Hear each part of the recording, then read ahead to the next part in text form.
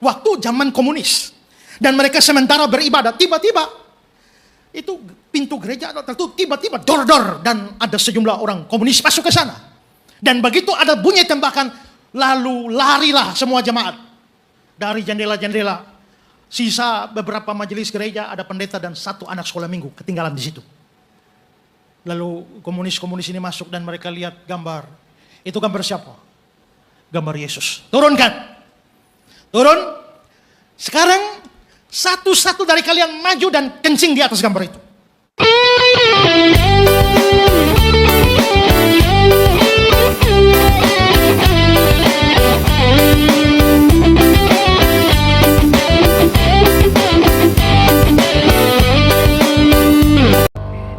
Tuhan, terima kasih Tuhan sudah menyertai kami dalam pujian penyembahan kami, juga perjamuan kudus yang telah kami terima.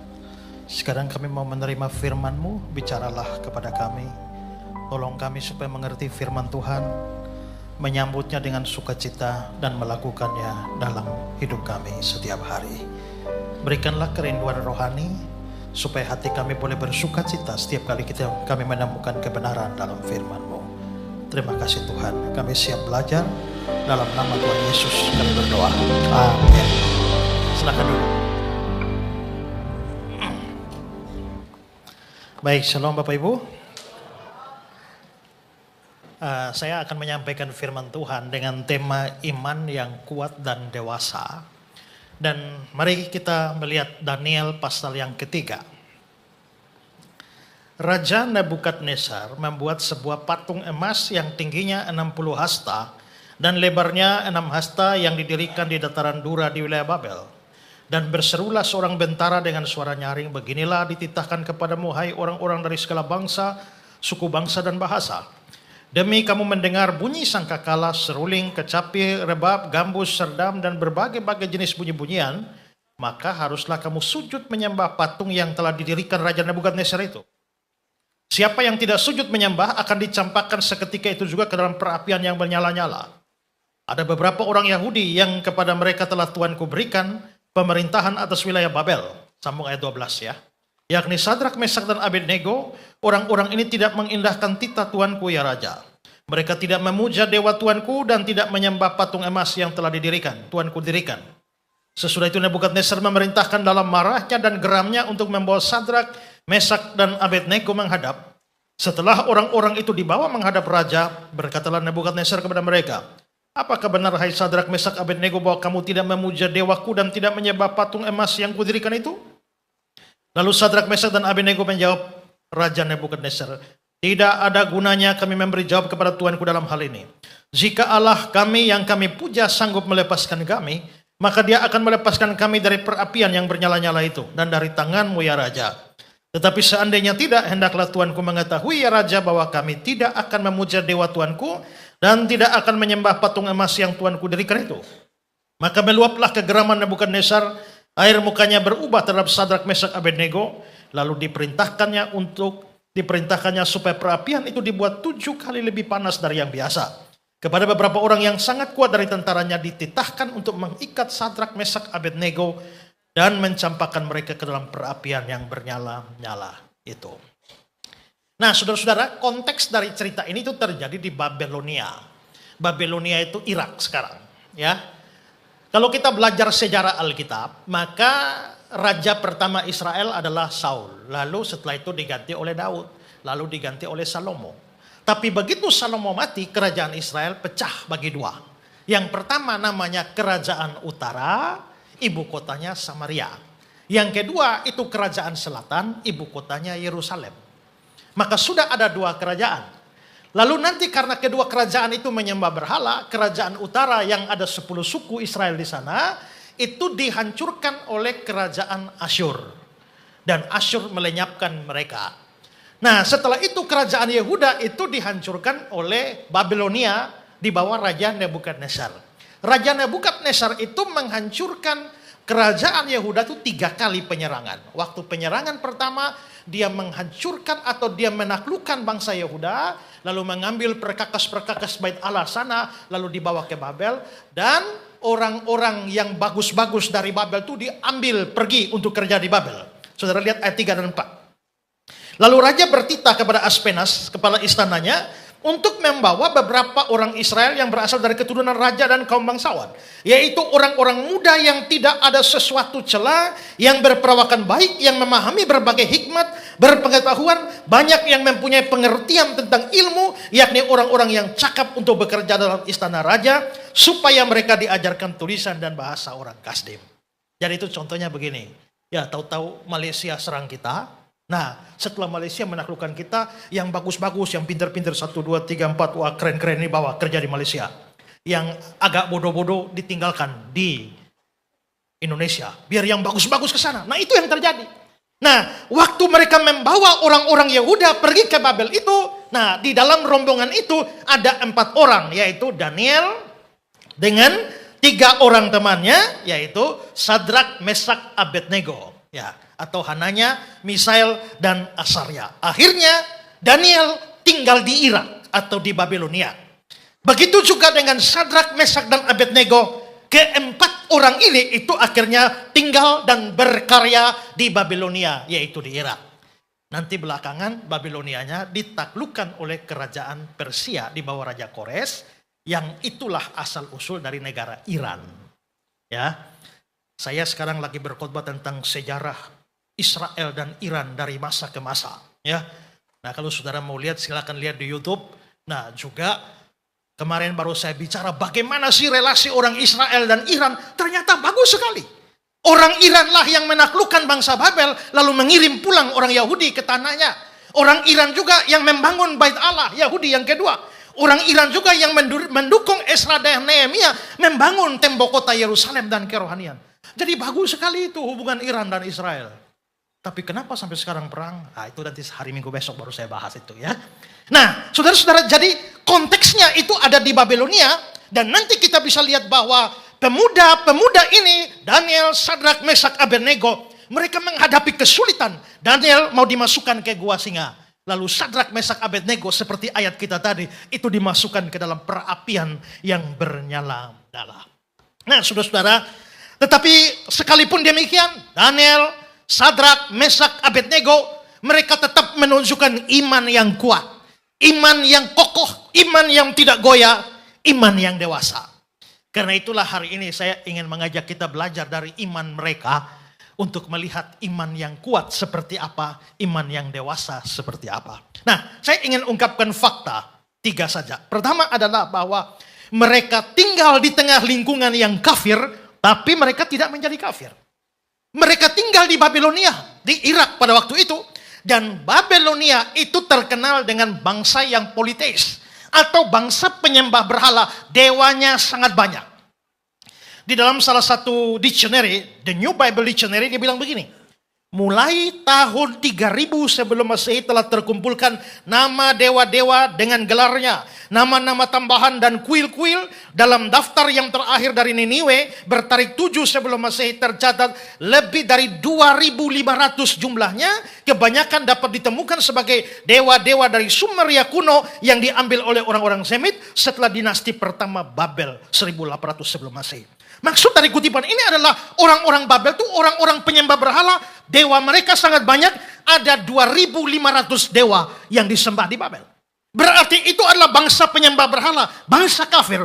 Dan Daniel, Sadrak, Mesak, Abednego dulunya tinggal di tanah Yehuda. Di mana hanya Yahweh yang mereka sembah. Mereka adalah bangsa monoteis. Tapi gara-gara pembuangan ini mereka tinggal dalam lingkungan yang politeis. Lingkungan yang sangat kafir. Tapi menariknya adalah bahwa sekalipun tinggal di lingkungan yang kafir, mereka tidak ikut jadi kafir. Sekalipun tinggal di dalam lingkungan penyembah berhala, tapi mereka tidak ikut jadi penyembah berhala. Bukan hanya itu saudara-saudara, tapi rupanya orang Babel sengaja mengkafirkan mereka. Nah sebelum menjelaskan ini saya kasih sedikit pemahaman terlebih dahulu bahwa soal nama. Kalau orang Yahudi itu memberikan nama kepada seseorang itu tidak pernah sembarang. Nama itu selalu dipikirkan, nama itu doa, nama itu harapan, nama itu gambaran dari karakter orang. Kalau kita kan memberi nama itu kan tidak pikir ini artinya apa kayak kan. Kalau kita idola dengan seseorang, misalnya idola sama Lionel Messi, Maka anak lahir kita kasih nama Messi. Nah, Messi si Hombing, gitu ya. Kalau idola sama Ronaldo, anaknya kita kasih nama Ronaldo. Sekarang adik ipar saya lagi hamil dan dia lagi idola sama Donald Trump. Jadi dia berencana kalau anaknya lahir dan kalau laki-laki akan dikasih nama Trump. Ya. Nah kita kadang-kadang kita memberi nama seperti itu. Ada teman saya kasih nama anaknya Isadora Fernanda Familia Guadalupe Garces de Valle. Wah itu ya, itu Isadora itu karena pemberian Isa Fernanda, anak yang dikasihi Guadalupe Garces de Valle karena mamanya suka telenovela. Ya. Ada orang yang kasih nama sesuai tanggal lahir, ya bulan lahir. Kalau lahir Januari, Januar. Lahir Februari, Febi. Lahir bulan Maret, Marce. Lahir bulan April, Aprilia, Aprilianus. Lahir bulan Mei, Mei. Juni, Yuni. Juli, Yuli. Agustus, Agustina, Agustinus. September, Sepri, Seprianus. Oktober, Okto. Octavianus, November, Novi, Desember, Desi. Gitu ya. Orang sering kali memberi nama seperti itu. Apalagi tuh orang-orang mana Nias itu. Itu namanya aneh-aneh itu. Apa yang terjadi waktu lahir, itu anaknya diberi seperti nama itu. Saya pernah ketemu pendeta namanya Sisa Napas Gulo. Kenapa sisa napas? Karena waktu lahir tuh tidak ada gejala hidup. Tapi masih ada napas satu-satu. Anaknya dikasih nama sisa napas. Nah seringkali kita itu memberikan nama itu macam-macam. Tapi kalau orang Israel tidak. Nama itu selalu punya tujuan. Mereka tidak sembarang beri nama. Nama itu gambaran diri. Sehingga kalau orangnya berubah, biasanya nama ikut diubah. Maka kita bisa lihat Abraham berubah namanya. Sarah berubah namanya. Saulus berubah namanya. Karena perubahan nama itu perubahan sifat. Perubahan karakter, perubahan arah hidup. Maka orang Yahudi itu kalau nama itu selalu ada arti. Nah sekarang kita lihat. Nama 4 orang ini itu sebenarnya adalah Daniel, Hananya, Misael, dan Asaria. Itu ada artinya. Daniel. El itu adalah Elohim, Allah. Maka nama Daniel itu artinya Allah adalah hakimku. Hananya itu artinya Yahweh memberi anugerah. Misael artinya siapakah seperti Allah. Asaria artinya Yahweh adalah pertolongan. Bagus-bagus ya. Apa arti nama saudara? Harus dicari. Kayak saya nih Ezra Alfred. Ezra itu artinya penolong. Alfred itu artinya bijaksana. Jadi Ezra Alfred itu artinya penolong yang bijaksana. Nah gitu ada arti namanya. Tapi saudara, nama 4 orang Daniel, Hananya, Misael, Asaria, bagus-bagus artinya semua nama itu berhubungan dengan Yahweh atau dengan Allah Israel. Tapi begitu sampai di Babel, coba saudara lihat Daniel 1 ayat 7. Pemimpin pegawai istana memberi nama lain kepada mereka. Daniel dinamainya Belsasar. Hananya dinamainya Sadrak. Misael dinamainya Mesak. Asaria dinamainya Abednego. Jadi ternyata namanya itu diubah semua. Daniel jadi Belsasar. Hananya jadi Sadrak. Misael jadi Mesak. Asaria jadi Abednego. Nah saudara-saudara, sekarang saya mau bahas satu-satu ini. Pertama mari kita bahas Daniel. Daniel itu arti namanya adalah Allah adalah hakimku. Diganti jadi Belsasar. Nah kenapa diganti jadi Belsasar? Apa artinya Belsasar? Belsasar itu artinya semoga Bel melindungi. Nah Bel itu siapa? Sekarang saudara lihat Daniel 4 ayat 8. Pada akhirnya Daniel datang menghadap aku, yakni Daniel yang dinamainya Belsasar menurut nama dewaku. Berarti Bel itu nama dewa. Coba saudara lihat Yeremia 52. Babel telah direbut, dewa Bel menjadi malu. Ada dewa Bel. Yeremia 51 ayat 54. Dewa Bel di Babel. Maka Bel itu nama dewa. Belsasar artinya semoga dewa Bel melindungi. Kalau saudara lihat gambar ini adalah gambar dewa Bel sesembahan di Babel. Jadi saudara bayangkan. Tadinya Daniel Allah Israel adalah hakimku. Sekarang tadi berhubungan dengan Allah yang benar. Sekarang namanya diubah. Dihubungkan dengan dewa kafir yang namanya Bel. Ini sebuah upaya pengkafiran.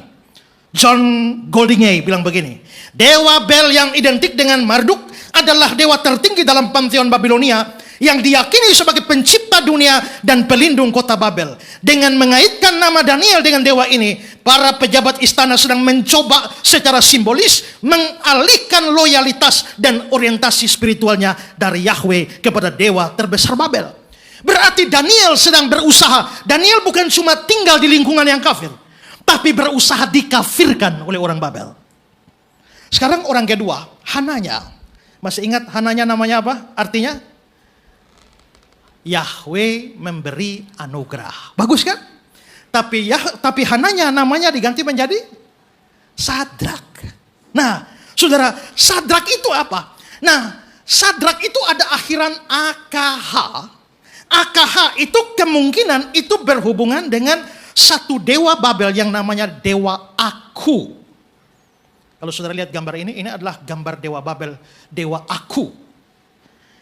Atau kemungkinan yang lain itu adalah dewa Merodak. Lihat Yeremia 52. Babel telah direbut, dewa Bel menjadi malu, Merodak.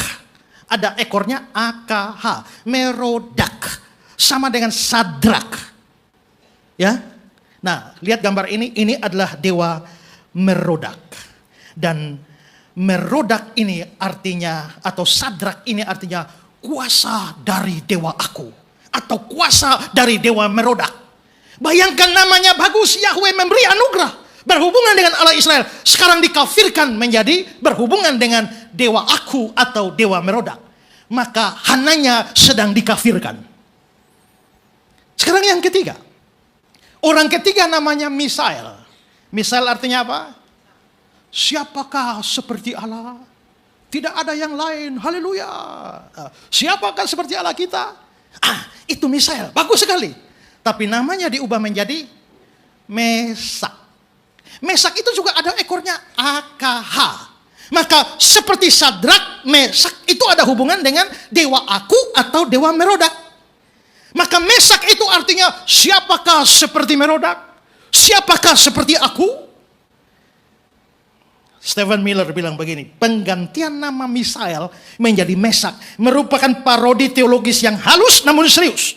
Pertanyaan retorikal yang terkandung dalam nama Ibrani, siapakah seperti Allah? Yang secara implisit menjawab tidak ada seperti dia. Dibalikkan maknanya menjadi sebuah pengakuan terhadap keunggulan dewa kafir Aku. Maka Misael juga dikafirkan. Orang keempat namanya Asarya. Asarya artinya apa? Asarya itu ekornya ya, itu ada Yahweh. Sama dengan Nehemiah. Itu ada ekor Yahwehnya. Jadi Asarya artinya Yahweh memberi pertolongan. Bagus. Tapi namanya diubah menjadi Abednego. Dan Abednego, nego itu bisa dibaca Nebo. Adam Clark bilang begini, jadi Abednego itu artinya pelayannya Nego atau pelayannya Nebo. Adam Clark berkata pelayan Nego yang merupakan salah satu dewa mereka, yaitu matahari atau bintang fajar baik Jupiter maupun Venus. Itu dewa Nebo. Sekarang lihat Yesaya 46 ayat 1, itu ada kata-kata dewa Nebo. Nah, ini adalah gambar dari dewa Nebo yang disembah di Babel. Nah, kalau begitu kita bisa melihat juga bahwa Asarya dikafirkan.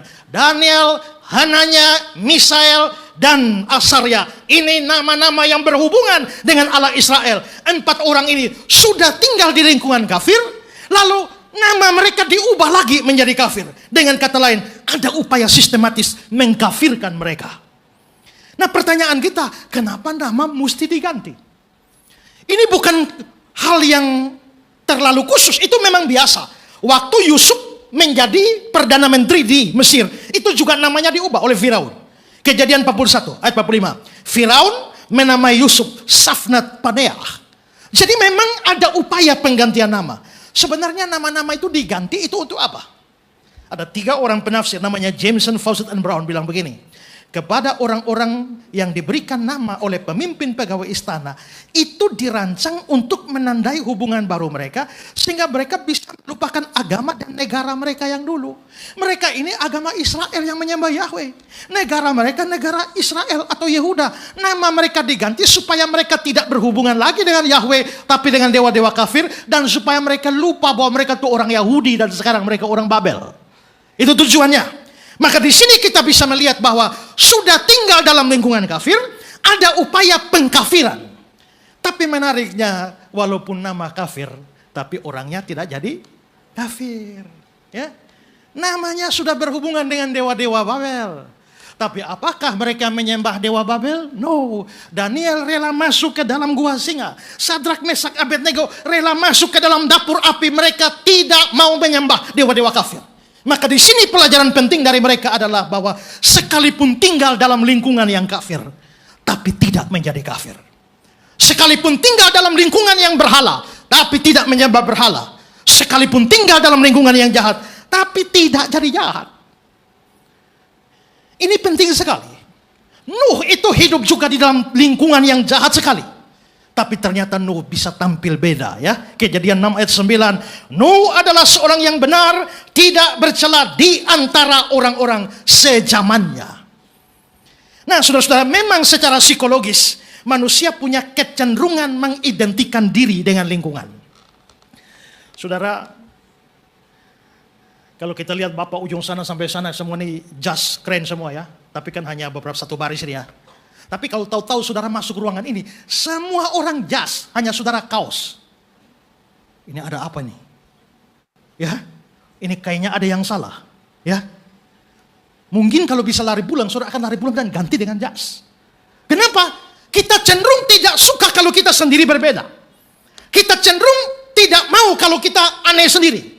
Itulah sebabnya orang suka mengidentikan diri dengan lingkungannya. Tapi firman Tuhan ini berkata bahwa 4 orang ini, Daniel dan teman-temannya, mereka berani tampil beda dalam lingkungan yang jahat sekalipun. Ada pendeta yang pernah khotbah, dia bilang orang Kristen ada 2 macam. Yang pertama jenis bunglon dan yang kedua jenis ikan. Jenis bunglon itu adalah binatang yang gampang menyesuaikan diri. Begitu dia hinggap di tempat warna putih, warnanya putih. Begitu dia hitam, hitam. Begitu kuning, dia kuning. Nah, itulah orang Kristen bunglon. Kalau dia ketemu dengan penjahat, dia model kayak penjahat. Ya, dia ketemu orang baik, dia ketemu kayak baik. Dia ketemu pendeta, dia mirip pendeta. Dia ketemu dengan koruptor, dia jadi koruptor juga. Tapi ada orang Kristen kedua, itu jenis ikan. Ikan itu dari lahir sampai mati itu di laut. Kita omong ikan laut, ya. Dari lahir sampai mati di laut. Begitu saudara tangkap ikannya mau masak, taruh garam lagi kan? Kenapa taruh garam? Bukankah dia dari lahir sampai mati sudah di air garam? Tapi rupanya lahir sampai mati di air garam. Tapi garam tidak mengasinkan tubuhnya. Nah, orang Kristen mesti seperti itu. Bahwa sekalipun dalam lingkungan yang jahat, lingkungan yang tidak Kristen, lingkungan yang tidak percaya Tuhan, lingkungan yang buruk sekalipun, tapi orang Kristen harus tampil beda menjadi terang dunia. You are the light of the world. Nah, Paulus bilang begini, Roma 12. Jangan kamu menjadi serupa dengan dunia ini. Karena itu saudara-saudara, mari belajar dari mereka. Pertahankan identitas Kristen kita. Dimanapun kita berada, di lingkungan dimana bahkan kita Kristen sendiri pun, kita harus tetap menunjukkan identitas Kristen kita. Dengan kata lain, iman mereka ditunjukkan dengan keberanian untuk hidup secara berbeda di dalam lingkungan yang jahat sekalipun. Ini pelajaran pertama. Sekarang yang kedua. Mereka setia kepada Yahweh walaupun nyawa taruhannya. Tadi kita sudah baca dalam ayat 4 sampai ayat yang ke-6 bahwa Nebukadnezar membuat patung lalu suruh mereka menyembah. Ayat yang ke-5, haruslah kamu sujud menyembah patung yang telah didirikan Raja Nebukadnezar. Siapa yang tidak sujud menyembah akan dicampakkan seketika juga ke dalam perapian yang menyala-nyala. Saudara, memang memasukkan orang, membakar orang itu adalah hukuman kuno di Babel. Kalau Roma terkenal dengan penyalibannya, makanya Yesus disalibkan karena pada zaman Roma. Sementara di Babel itu hukumannya itu adalah dimasukkan atau dibakar. Saudara lihat Yeremia 29 ayat 22. Biarlah Tuhan memperlakukan kamu seperti Sedekia dan Ahab yang telah dipanggang oleh raja negeri Babel di dalam api. Jadi dipanggang atau dibakar. Itu hukuman Babel. Nah, saudara-saudara, di sini kita bisa lihat artinya Sadrak, Mesak, Abednego tidak mau menyembah Yahweh, tidak mau menyembah patung itu. Ancamannya itu adalah dipanggang atau dibakar di dalam dapur api. Tapi apakah ancaman itu membuat mereka menyembah? Tidak. Ayat 17-18.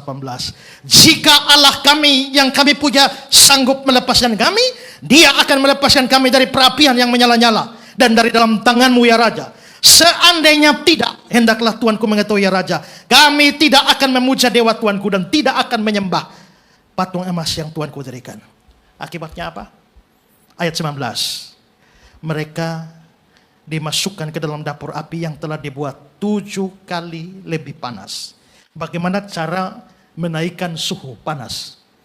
Para penafsir mengatakan tidak ada alat untuk mendeteksi tingkat panas pada zaman itu. Tapi maksudnya adalah mereka menambah bahan bakar sampai tingkat kepanasan yang bisa dicapai. Nah, karena itulah maka Sadrak, Mesak, Abednego itu akhirnya dibuang ke dalam dapur api. Tapi ternyata ada mujizat. Mujizatnya adalah mereka tidak hangus sedikit pun. Puji Tuhan, Tuhan menyelamatkan mereka dari dapur api. Nah, tapi apakah saat Sadrak, Mesak, Abednego mau dibuang ke dalam api, apakah mereka yakin atau pasti bahwa Tuhan akan menyelamatkan mereka dari api? Tidak. Mereka tetap memikirkan ada kemungkinan Tuhan kalau mau tolong, pasti tolong. Tapi ada kemungkinan Dia tidak tolong. Ada kemungkinan bahwa Dia membiarkan kita mati, terbakar, terpanggang di sana. Tahu dari mana? Lihat ayat yang ke-17, 18 tadi. Allah kami sanggup melepaskan kami. Tapi ayat 18, tetapi seandainya tidak. Artinya kita bisa lihat mereka beriman, tapi mereka tetap menyesalkan. Iman itu tak berarti bahwa Tuhan selalu melakukan apa yang mereka harapkan. Mereka pasti berharap Tuhan selamatkan dari dapur api. Tapi kalau Tuhan tidak, oh mereka tetap tidak menyembah berhala. Nah maka di sini kita bisa lihat dengan kata lain, 3 orang ini rela mati memberikan nyawanya demi iman mereka. Nah maka pelajaran penting di sini adalah beriman itu bisa membuat kita kehilangan nyawa. Mungkin sekarang aman-aman saja negara kita. Tapi kita tidak tahu ke depannya bagaimana.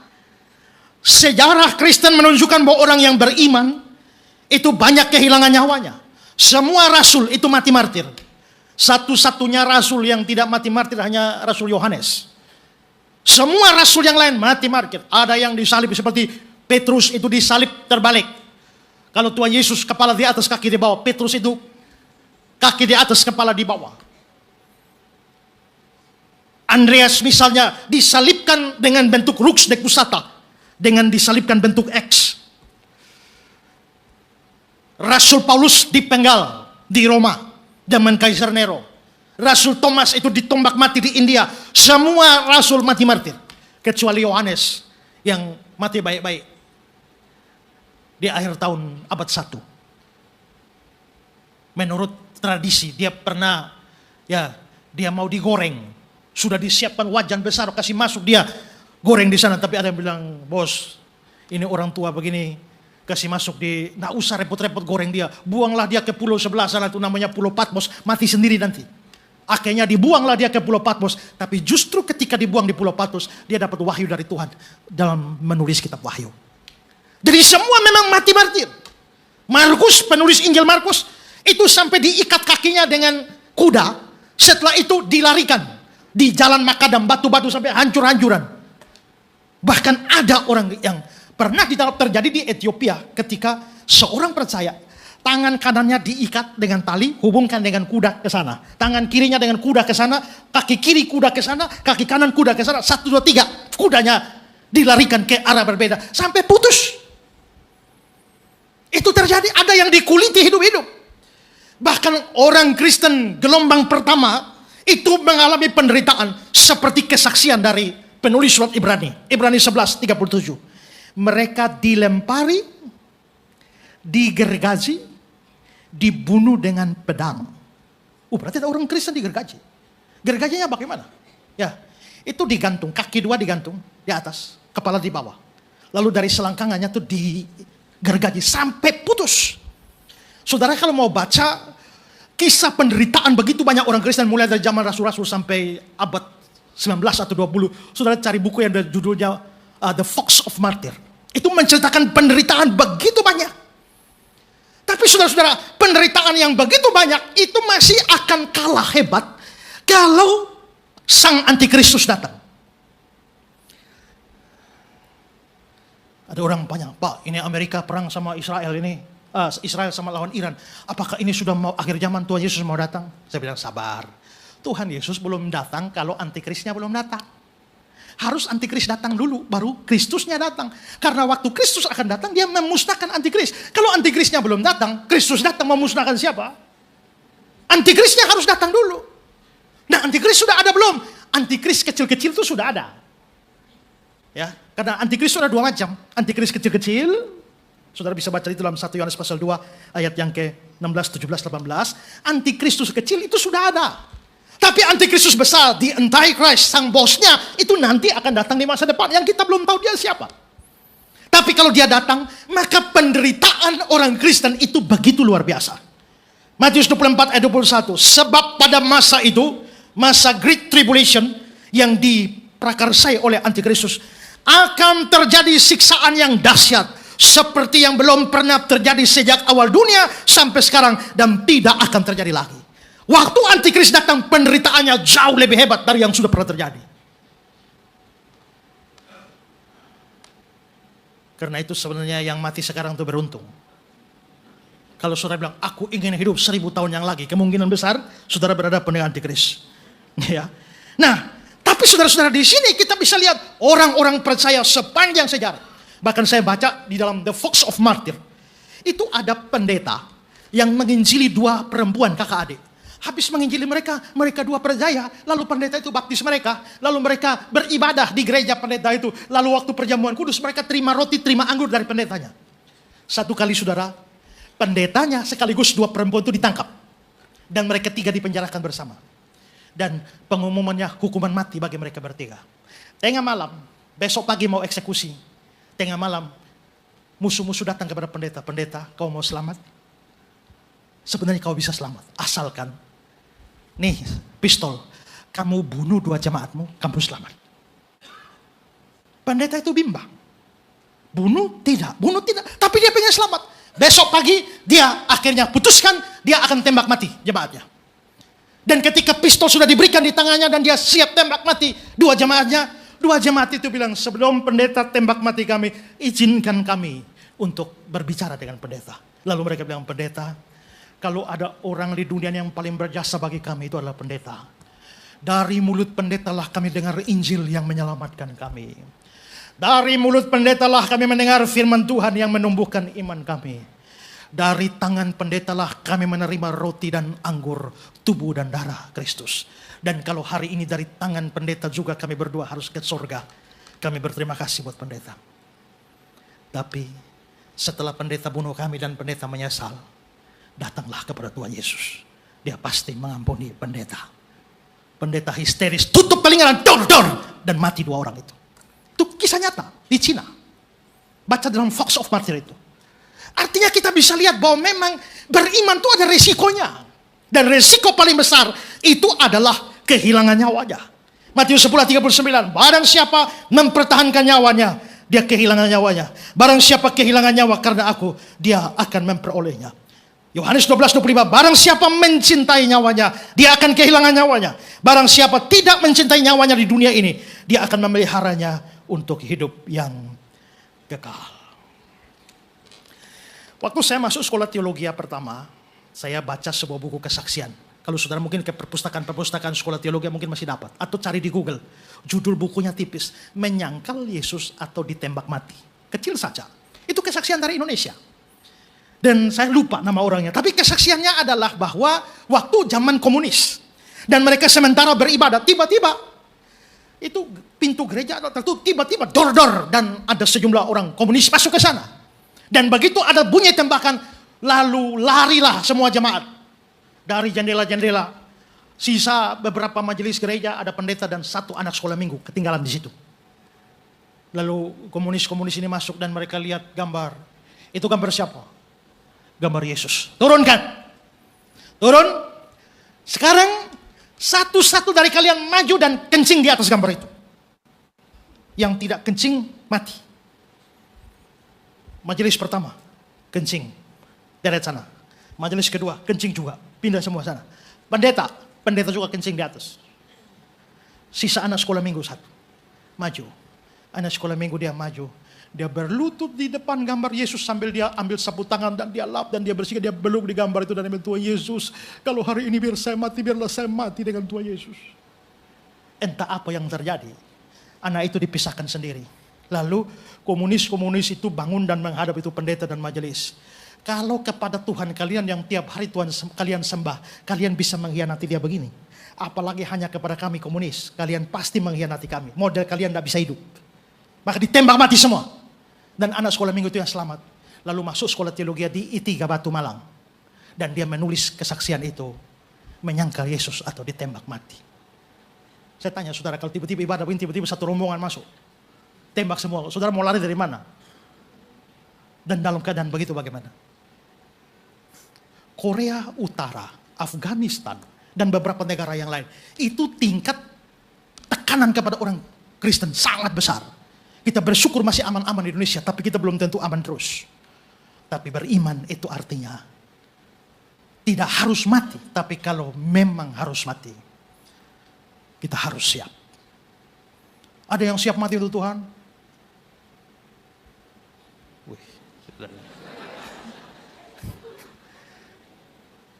Petrus juga dulu begitu kan? Saya siap mati.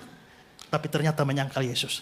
Menurut saya begini, tidak ada kita yang kuat. Saya juga yakin saya akan murtad kalau menghadapi begitu. Kecuali Tuhan beri kekuatan.